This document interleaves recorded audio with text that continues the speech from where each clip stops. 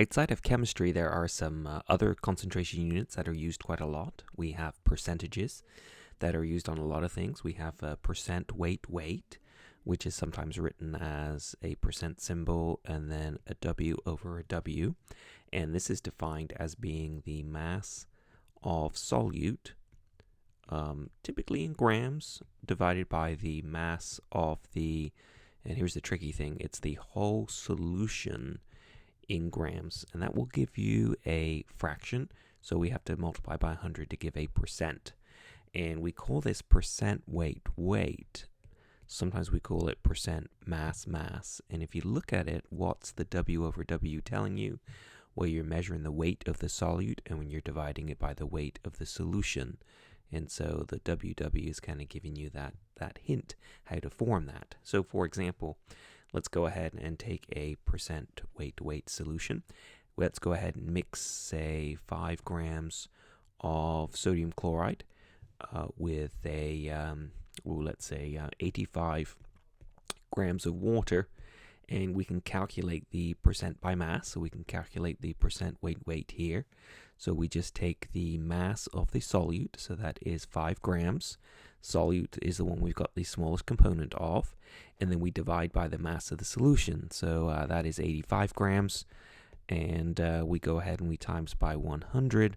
And when we do that, we get 5.9% weight. And of course, if you are wondering what the heck I am doing it completely wrong. So do you spot the problem?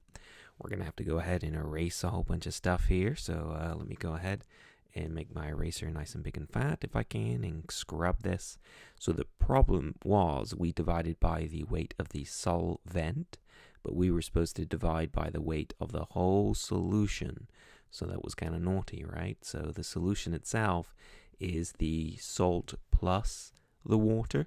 So we have to go ahead and we have to take the salt and the water, right? And we need to add these together. So these add up to 90 grams, and that is our whole solution. So now if we go ahead and we take our 5 grams of solute and divide by 90 grams of solution, times by 100 to make a percentage, we get the correct answer, which is 5.6%. So let me switch to a pencil tool. So 5.6%, and it's a weight percent. So we should go ahead and write WW there, and we could go ahead and write that as NaCl. And because it's dissolved in water, we could write AQ for aqueous. So that is our first percent weight.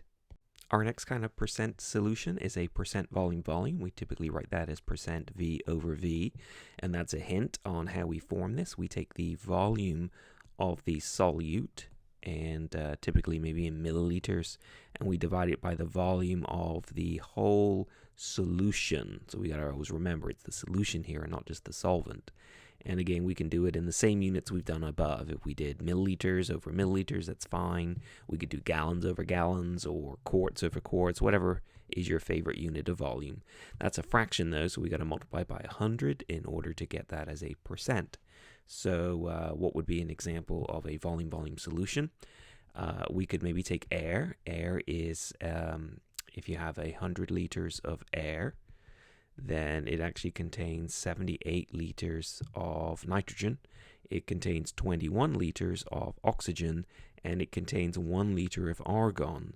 So if we wanted to know maybe the oxygen concentration, right, we could say the oxygen percent by volume is 21 liters. See, we can use milliliters or liters as long as it's the same thing over the volume of the solution. So the solution's 100 liters. The solvent is 78 liters, but it's the volume of the solution we're dividing by here. So we're saying what percent of the whole solution, right, is what we're looking at. So we can see that 21 over 100 is just the same thing as 21%, but this is a VV percent. And when working with liquids, dissolved in liquids, this is normally the percent we use. In the last slide, we looked at mass over mass or weight percentages. So when we're dealing with solids that are easier to maybe weigh the mass of, it's probably easier to use a weight percentage. The last percent solution we'll use is the percent weight volume, and this is probably the most popular one actually. In fact, if you're told a percent solution and no one tells you if it's mass or volume or weight volume, you can probably assume this one here. And just like before, it's weight over volume, so it's the solute, so it's the mass of the solute, and we're dividing by the volume of the solution, so it's always the whole solution here we take. And the units are going to matter here a little bit, so typically we use grams for the solute and we use milliliters for the solution, mainly because if you look at water at 4 degrees C, every milliliter of water weighs a gram, so it probably makes sense to do grams over milliliters or kilograms over liters, let's say. And that's a fraction, so we got to multiply by 100 there.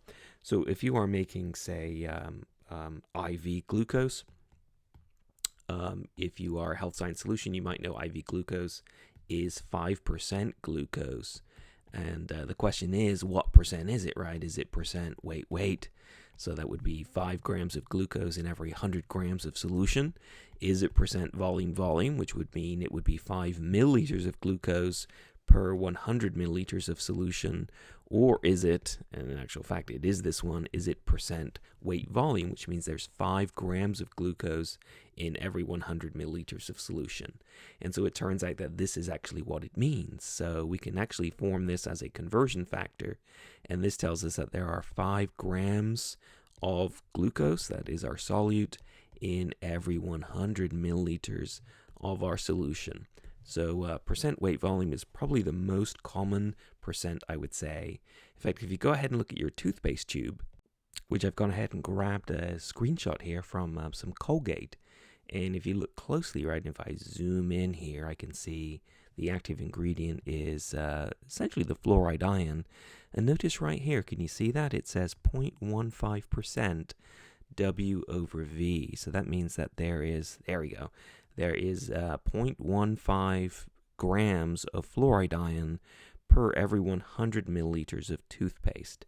In fact, it's the fluoride that's the active ingredient. So they tell you it's 0.76% of sodium monofluorophosphate weight volume, but it's really the fluoride ion itself that you care about. So that is on the side of some toothpaste. How cool is that? So we can go ahead and do a calculation maybe. We could say if I have, say, 15 milliliters of toothpaste, and if I can spell toothpaste right, and it is 0.15% weight volume in fluoride ion, then we could say how many grams of fluoride are in our toothpaste. So this would be a great calculation here. So what does 0.15% weight volume mean? That basically means that there are 0.15 grams of fluoride in 100 milliliters of toothpaste. So toothpaste, that's kind of a long word, isn't it? There we go. So how would we set this up? So if we've got 15 milliliters of toothpaste, we would set that up front, and then we would multiply by our conversion factor. So our conversion factor, right, there's 0.15%, so 0.15 grams in 100 milliliters. And the question is, what goes on the top? The answer is grams of fluoride. What goes on the bottom? 100 milliliters. That's the only way for the units to cancel. So there's our 100 milliliters on the bottom, and there's our 0.15 grams of fluoride on the top. And we can go ahead and we can punch this in on our calculator. Into two significant figures, we get 0.0225, so 0.23 grams of fluoride. So all our percent calculations, we basically do the same. We say the percentage is the number of whatever's on top divided by 100 whatever's on the bottom. So for weight volume, it's how many grams of the solute divided by 100 milliliters of the solution. If it's volume, it would be milliliters over milliliters, how many milliliters per 100.